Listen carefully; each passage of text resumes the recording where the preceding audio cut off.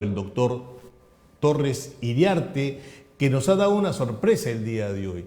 Parece que también está entrando ya en el juego político de quién va a ser el representante del partido aprista para estas nuevas elecciones presidenciales y las nuevas elecciones para diputados, senadores dentro del país. Vamos a darle la más cordial bienvenida al doctor Torres Iriarte. Torres Iriarte, gracias nuevamente por estar acá en los estudios de Conectados TV. Muchas gracias, siempre es grato participar en el programa. Efectivamente, he tomado la decisión a petición de muchos compañeros militantes de larga trayectoria en el APRA y en base a mis convicciones personales y una militancia ininterrumpida desde mi etapa universitaria en el partido que fundara Víctor Raúl Ayala Torre, de aspirar como precandidato presidencial en las internas del APRA que se van a realizar a nivel nacional el próximo 30 de noviembre y en las elecciones en las que van a participar varias planchas presidenciales que han sido voceadas estas últimas semanas. Hay plazos de inscripción, hay formalidades que cumplir. La ley de partidos, la OMPE y el Jurado Nacional establecen procedimientos, pero la decisión personal y política la he tomado y voy a anunciar a la brevedad mi plancha presidencial, las personas que me acompañarían en la primera y segunda vicepresidencia, pero pretendo representar al partido histórico más longevo del Perú, con presencia nacional y con una gran influencia continental, porque Ayala Torre fue el gran gestor de las ideas de Frente Único y de democracia social a lo largo del siglo XX en toda América Latina, ¿no? Estas nuevas elecciones, el APRA va a enderezar su comportamiento del cual muchos cuestionaron durante los otros gobiernos que representaban en el Congreso de la República, que no supuestamente se comportaban a la altura del partido. Hubo quejas dentro del partido, hubo quejas de todo lado. El APRA ya tiene que rescatar la imagen que dejó Aya de la Torre, porque Aya de la Torre dijo, hay que trabajar para el pueblo y por el pueblo, pero sin embargo últimamente se ha visto en estos últimos 30 años que no ha sido así. ¿Cree usted que esta vez se va a poder encaminar nuevamente el APRA y volver al sendero del camino de la tranquilidad, la prosperidad y mejora para el pueblo? Yo estoy seguro, el aprismo, sobre todo para los más jóvenes, como movimiento continental se funda en 1924 como partido aprista en el año 1930. Hemos tenido representación parlamentaria y constituyente en la Constitución o la Constituyente del año 31, solo 3 meses porque hubo una intervención forzosa y se defenestraron a los constituyentes de esa generación del año 31-32, una larga persecución contra el APRA durante más de una década hasta el año 45. Luego hubo otro golpe de Estado el año 48, el APRA pasó nuevamente a la clandestinidad y a la ilegalidad, y cuando recuperamos la libertad del año 56, votamos por Manuel Prado, pero no pudimos elegir a candidatos apristas porque estábamos impedidos de ser elegidos. El año 62, Ayala Torre gana la presidencia de la República, pero se produce un golpe de Estado, sí. Otro golpe de Estado el año 68, Aya de la Torre, Víctor Raúl, en el final de su vida, el año 78 gana la presidencia de la Asamblea Constituyente, el APRA es el partido más votado, se da la Constitución de 1979 y muerto Víctor Raúl es Armando Villanueva quien representa al APRA, perdiendo las elecciones ante Fernando Belaúnde en 1980. El presidente García ha sido 2 veces presidente y hemos tenido una larga presencia en los últimos años porque el APRA no ha participado del Congreso complementario del 20 a 21 y en el actual Congreso no hay representación parlamentaria aprista. Ahora, contestando su pregunta, los liderazgos que en el APRA han compartido al lado de Alan García, tal vez del Castillo, Mauricio Mulder, tienen responsabilidades que, digamos, brindar información sobre su desempeño en los últimos 30 años, pero yo quiero reconocer los logros del segundo gobierno del presidente García, los logros en materia de crecimiento económico, inversión, empleo, infraestructura y el liderazgo que Alan García y el Perú tuvo en ese quinquenio, sí, que luego ha devenido en un decaimiento de la clase política, un decaimiento con varios jefes de Estado hoy privados de su libertad o en procesos abiertos judiciales. ¿Y qué pretendemos nosotros? Me corresponde hablar a nombre de la generación que acompañó a Víctor Raúl en la campaña de la Asamblea Constituyente cuando apenas pasamos de la adolescencia a la juventud, y me ha animado a ser protagonista y no solo parte de la campaña, por varias razones que yo voy a explicar, ¿no? Bien, quisiera yo hacerle esta pregunta, y esta pregunta yo ya la tenía porque varios colegas me decían, hay dos generaciones que están en estos momentos caminando hacia el futuro del Perú, la generación de los pulpines y la generación Z.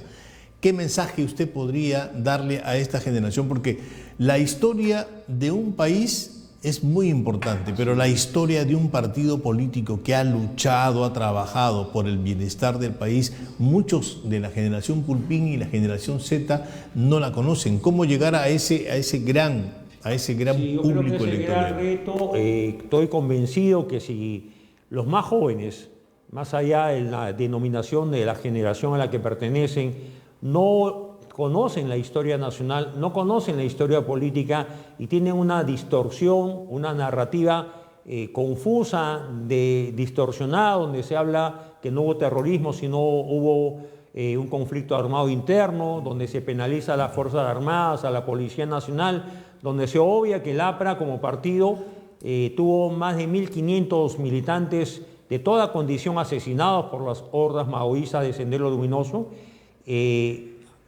Hay mucha confusión y hay toda una prédica en toda América Latina. Hemos visto al presidente Petro de Colombia en Naciones Unidas hablar más de 40 minutos dando un mensaje, entre comillas, antiimperialista y hasta cierto punto, digamos, malintencionado con respecto al mundo contemporáneo, y obviando pronunciarse sobre situaciones enojosas como la dictadura cubana, nicaragüense o la tiranía de Caracas que preside Maduro. Creo que mi deber y el deber de mi generación, que estamos vigentes en la militancia partidaria, es explicar a los más jóvenes, a todos aquellos que no han tenido liderazgos políticos claros en los últimos años, qué es el APRA, qué logró el APRA antes y qué se propone el APRA del mañana, y la importancia de evitar el ascenso de las fuerzas comunistas en el país y el ascenso de estas fuerzas caviares que están muy atadas a una agenda globalista que tiene predicamento en Europa y en los Estados Unidos, y a los que el propio presidente Trump, con el que tengo muchas diferencias, ha tenido claro al señalar que su gobierno tiene ciertas directrices en las que no va a ceder. Por ejemplo, que en los Estados Unidos se reconozca solamente la existencia de dos sexos y la importancia de la libertad, la importancia de la familia y la importancia de un nacionalismo que tal vez Trump exacerba, pero que hay que entenderlo como parte de un declive que venía ocurriendo en los Estados Unidos en la administración Biden, ¿no? Pero en el Perú también ha pasado esa situación con los extranjeros que están destruyendo el país poco a poco. Sobre eso entonces, tengo una opinión hay también, que, por supuesto. hay que ser buenos, pero no tontos.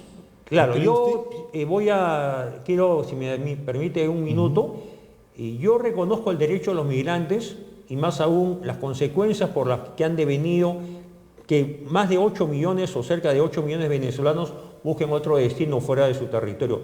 Los peruanos y el Perú no es responsable de la desgracia o la mala decisión de los electores que eligieron a Hugo Chávez en 1998 y lo reeligieron más de una vez.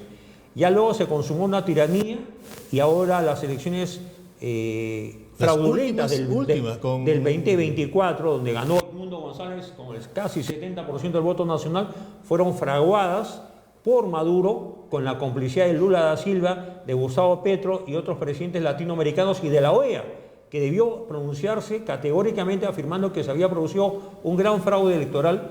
Y hay que entender que la migración desorbitante y desordenada ha terminado afectando la seguridad ciudadana del Perú. Ahora, ¿cree que en estas nuevas elecciones, muchos ya comentan por muchos lugares, dicen, estas elecciones ya parece que o gana Acuña o gana Keiko Fujimori, uno de los dos van a ganar, pero ¿y el resto? Como el partido aprista, bueno, como el PPC, las alianzas, ¿usted cómo ve este panorama político de elecciones cuando ya están dando voz de que va a ganar o Acuña o Keiko Fujimori? Bueno, hay siempre una manipulación mediática y un direccionamiento de las encuestas de opinión o de las encuestadoras dedicadas a estudios de mercado político, que yo repruebo porque estoy seguro que estas encuestadoras cumplen el encargo de atender a sus clientes y darles preferencias en los números. Yo confío que el APRA va a recuperar su gran electorado en el norte y en provincias y su presencia nacional y además presencia en los conos de Lima, el Lima Norte, Lima Sur, Lima Este. Hay una gran presencia provinciana donde el APRA siempre caló. Ya no son los tiempos de Aya La Torre, no son los tiempos de Alan García.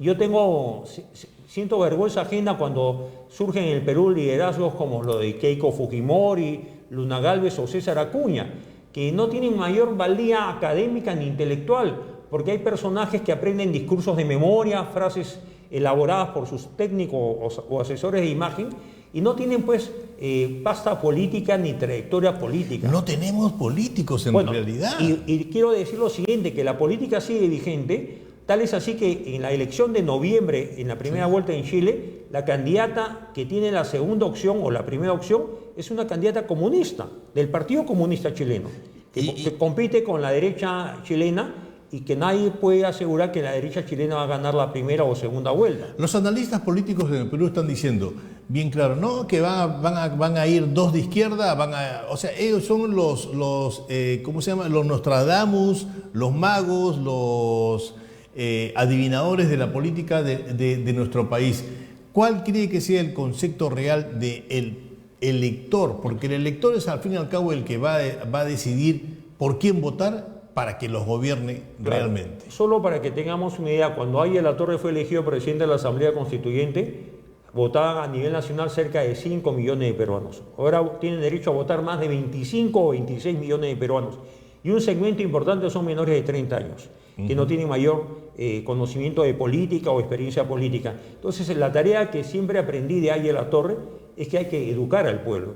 Y la educación política, que no se da a veces en la escuela, no se da en la casa o no se da en la universidad, hay que hacerla desde los partidos políticos. El APRA siempre fue un partido de escuela, un partido que formó cuadros, y por eso ha permanecido se han sucedido varias generaciones, ¿no?